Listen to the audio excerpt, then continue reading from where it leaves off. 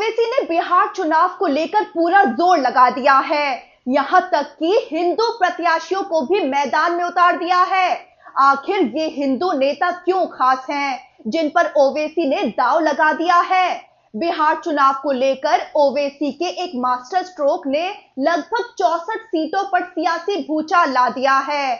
चलिए ओवैसी की रणनीति को डिकोड करते हैं।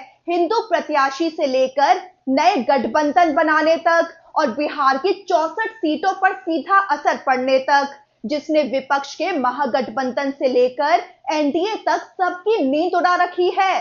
चलिए समझते हैं।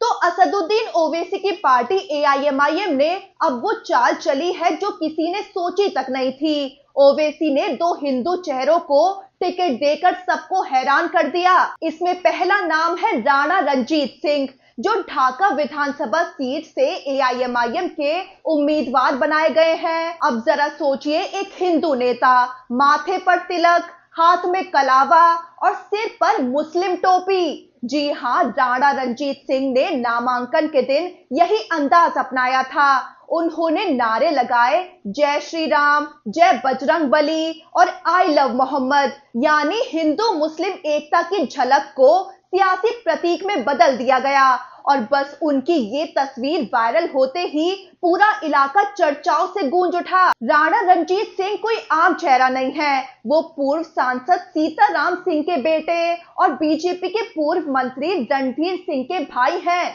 यानी राजनीतिक वंश भी है, पहचान भी और अब एआईएमआईएम का सियासी तिलक भी। ओवैसी ने उन्हें ऐसी मुस्लिम बहुल इलाके से टिकट दिया है जहां परंपरागत तौर पर मुस्लिम वोट निर्णायक माने जाते हैं। अब मुस्लिम बहुल इलाके से हिंदू को उतारना, आखिर ऐसा क्यों, ये आपको आगे समझाते हैं। तो एआईएमआईएम ने दूसरे हिंदू उम्मीदवार को उतारा है, जिनका नाम है मनोज कुमार दास, जिन्हें ओवैसी ने सिकंदरा सीट से मैदान में उतारा है। मनोज दास लगातार जनता के बीच जाकर जन समर्थन जुटा रहे हैं। अब सवाल यही है कि आखिर ओवैसी हिंदू प्रत्याशियों को टिकट देकर कौन सी नई रणनीति खेल रहे हैं? असल में ये ओवैसी का डबल एजेंडा प्लान है। एक तरफ सीमांचल के मुस्लिम वोट बैंक को साधना और दूसरी तरफ ये संदेश देना कि एआईएमआईएम किसी एक धर्म की नहीं है, बल्कि सबकी पार्टी है। और यहाँ से बिहार की सियासत का समीकरण पूरी तरह बदल जाता है, क्योंकि अब एआईएमआईएम अकेले नहीं लड़ रही है। ओवैसी ने एक बड़ा राजनीतिक गठबंधन बना लिया है, जिसका नाम है ग्रैंड डेमोक्रेटिक अलायंस। इस नए मोर्चे में एआईएमआईएम के साथ हैं चंद्रशेखर आजाद रावण की आजाद समाज पार्टी और स्वामी प्रसाद मौर्य की अपनी जनता पार्टी। तीनों मिलकर बिहार की 64 सीटों पर चुनाव लड़ रहे हैं। इस गठबंधन के तहत एआईएमआईएम 35 सीटों, रावण की पार्टी 25 सीटों और मौर्य की पार्टी 4 सीटों पर चुनाव लड़ेगी। इन सीटों का चयन बहुत सोच समझकर किया गया है।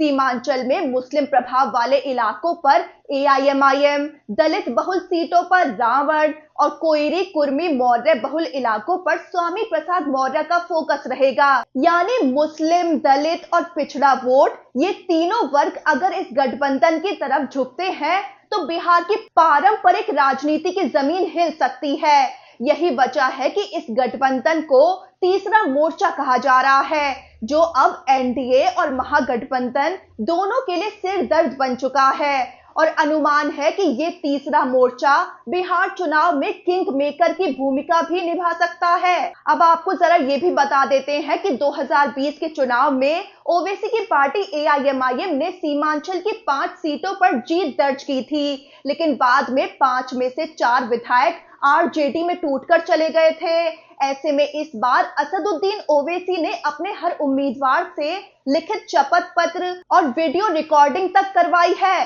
कि वो जीतने के बाद पार्टी नहीं छोड़ेंगे। यहाँ तक कि अल्लाह का वास्ता भी दिया गया है। यानी इस बार ओवैसी किसी भी हाल में अपना वोट और अपना चेहरा दोनों सुरक्षित रखना चाहते हैं। दूसरी ओर चंद्रशेखर रावण की रणनीति भी साफ है। उनकी नजर दलित आरक्षित सीटों पर है, खासकर मगध, भोजपुर, मिथिलांचल के वो इलाके जहां पासवान और रविदास वोट निर्णायक है। चंद्रशेखर दलित युवाओं में बेहद लोकप्रिय हैं और तेजस्वी यादव के मुस्लिम यादव समीकरण से अलग एक नई दलित राजनीति खड़ी करने की कोशिश में हैं। वहीं स्वामी प्रसाद मौर्य की नजर है पश्चिमी और मगध बिहार की उन सीटों पर जहां कोयरी कुर्मी वोट अहम भूमिका निभाते हैं। ये वही वोट बैंक है जो अब तक एनडीए खासकर जेडीयू बीजेपी के साथ रहा है, लेकिन मौर्य की एंट्री से ये वोट बैंक भी अब बंटने के आसार हैं। तो कुल मिलाकर ये माना जा रहा है कि ओवैसी की रणनीति बिहार चुनाव में बड़ा उलटफेर कर सकती है।